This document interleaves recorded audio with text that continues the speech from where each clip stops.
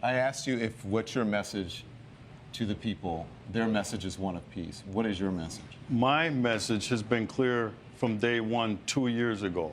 This anti-cop sentiment from this hateful ideology called Black Lives Matter has fueled this rage against the American police officer. I predicted this 2 years ago.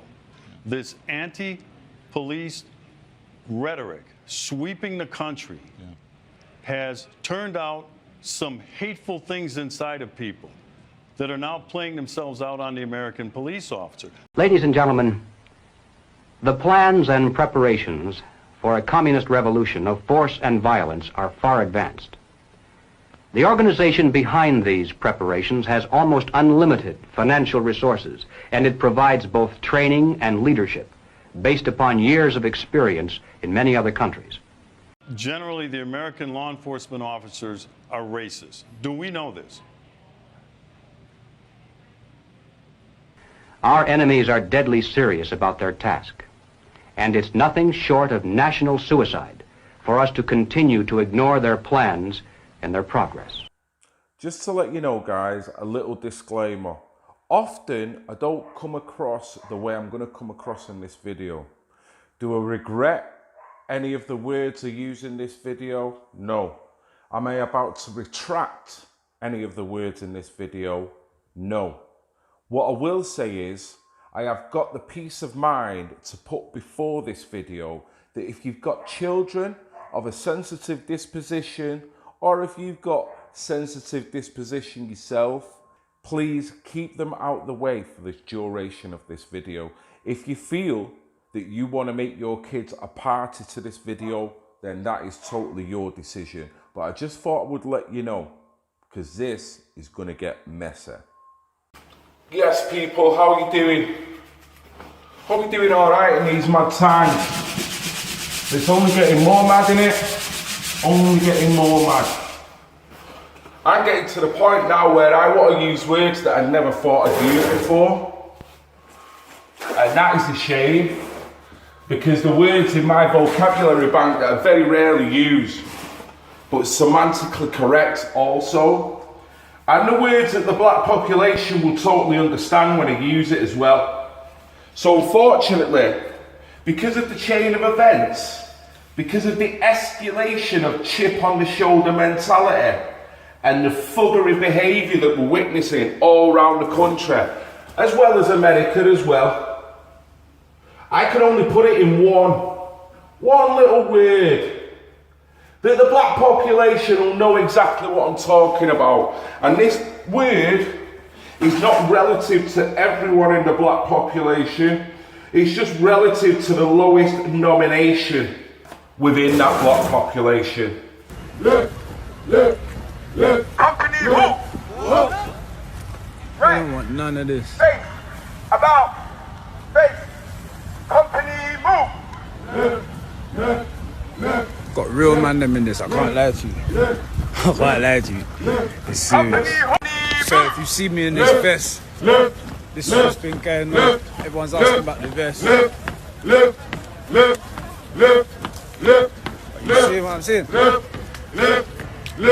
What's the word, Phil?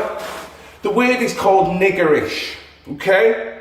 Now what that means, it means a heightened chip on the shoulder. It means this sense of self-entitlement that you can just go around and proclaim what the fuck you want to other people. And because of the colour of their skin, whether it be black or white. This is just sad, man. Because I've seen niggerish attitude projected on black people just as much as I've seen it on white people. And can I say, it's not very attractive. Not very attractive. It's low frequency.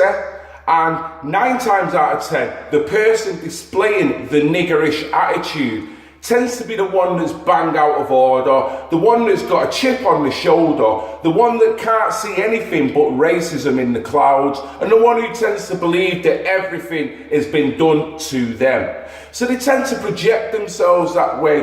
When I was younger, when I was DJing, you get a load of black girls that display a niggerish attitude. Not all of them, but some of them would. And by doing that, they would bully and harass other white girls. As early as 1928, the communists declared that the racial differences among our people constituted the weakest and most vulnerable point in our social fabric.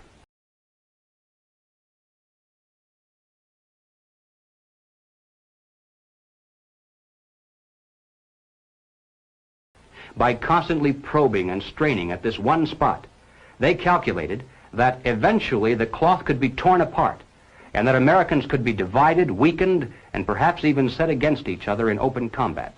We mustn't kid ourselves into thinking that the communists have placed their agitators only into the black communities. They're working both sides of the street. They want hatred, violence, and bloodshed between the races, and they don't care how they get it or whom they use, even children if necessary. You get black guys that would do exactly the same and start harassing people just because they want to go out and have a good time. So this is what I am seeing now. People talk about peaceful protests. I'm sure there's a percentage of people within Black Lives Matter that are thoroughly decent people that just want what they regard as equilibrium. But it's in the fucking brain, because the following day they'll go to a job and everything's fine. So what they're actually arguing for is a fallacy. All they're doing is projecting and the lack of denunciation to the niggerish attitude that is rising. We have to kill white people. We have to start killing them. Otherwise, there will be no change at all. They will continue to do what they do, and they will be entitled about it and spoiled. So let me tell you something, man.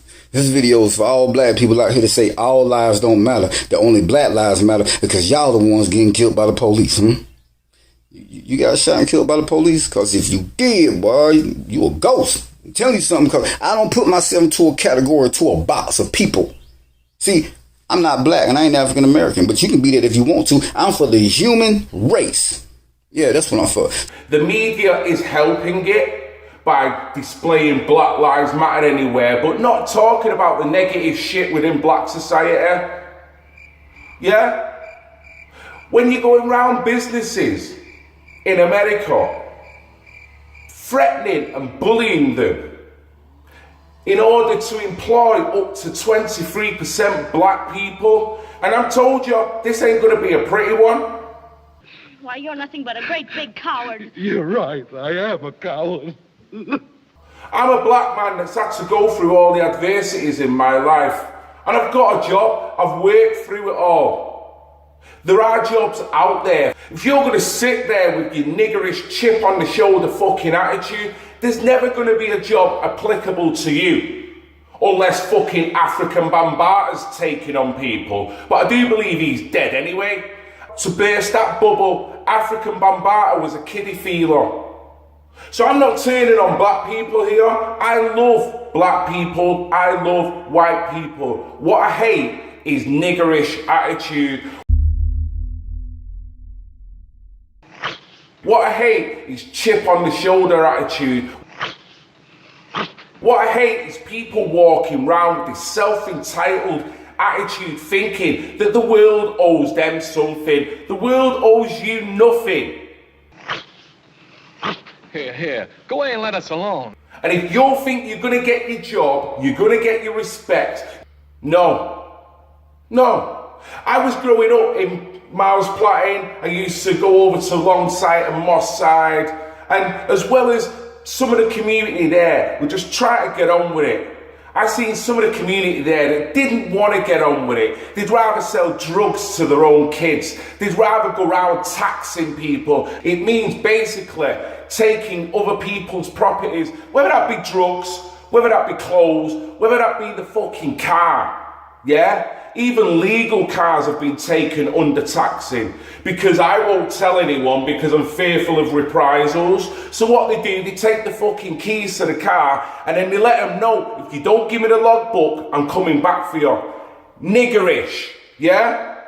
See, the thing about it is, y'all, they want to take down my post and say it violates community guidelines, right? But see, what you did was you violated the First Amendment, my freedom of speech, something you would never be able to take from me, because I fear no man. I will always speak up. I will always have a voice. You can't mute me because God got my back. You get what I'm saying? I've seen people that have attacked black people in such a way Such a fucking way. You wonder what that person must have done. I've been in situations where if I didn't intervene, a black guy would have put a 2 foot by 2 foot paving stone over another black guy's head.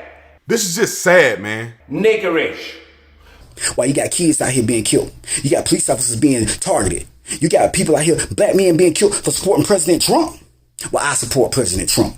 You get what I'm saying? See, the thing about it is we say all lives matter. Say no, black lives matter. Do it.